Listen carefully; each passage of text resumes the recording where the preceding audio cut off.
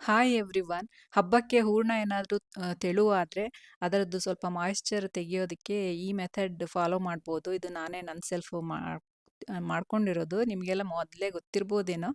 Microwave ಪ್ಲೇಟ್‌ನಲ್ಲಿ ಅವನ್ನಲ್ಲಿ ಇಟ್ಬಿಟ್ಟು ಒಂದು 30 seconds, 60 seconds ಹೀಗೆ ನಿಮ್ಮದು ಎಷ್ಟು ತೆಳುವಾಗಿದೆ ಅದರ ಮೇಲೆ ನೀವು ಅದನ್ನ ಕನ್ಸಿಸ್ಟೆನ್ಸಿ ನೋಡ್ಕೊಂಡು ನಿಮ್ಮ ಡಿಸೈರ್ಡ್ ಕನ್ಸಿಸ್ಟೆನ್ಸಿ ಬರೋವರೆಗೂನು ಇಟ್ಬಿಟ್ಟು ನೋಡ್ಕೊಂಡು ಮಾಡ್ಕೋಬೋದು. ನಾನು ಇಷ್ಟಿಟ್ಟಿದ್ದೆ 1 ಮಿನಿಟ್ 30 ಸೆಕೆಂಡ್ಸ್ ಏನೋ ಇಟ್ಟಿದ್ದೆ.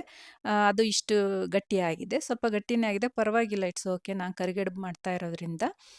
ನೀವು ಒಬ್ಬಟ್ಟು ಮಾಡೋರೆಲ್ಲ ಸ್ವಲ್ಪ ನಿಮ್ಮ ಡಿಸೈರ್ಡ್ ಕನ್ಸಿಸ್ಟೆನ್ಸಿ ನೋಡಿಕೊಂಡು ಅದನ್ನು ಅವನ್ನಲ್ಲಿ ಎಷ್ಟು ಇಟ್ಕೋಬೇಕು ನೋಡ್ಕೊಳ್ಳಿ.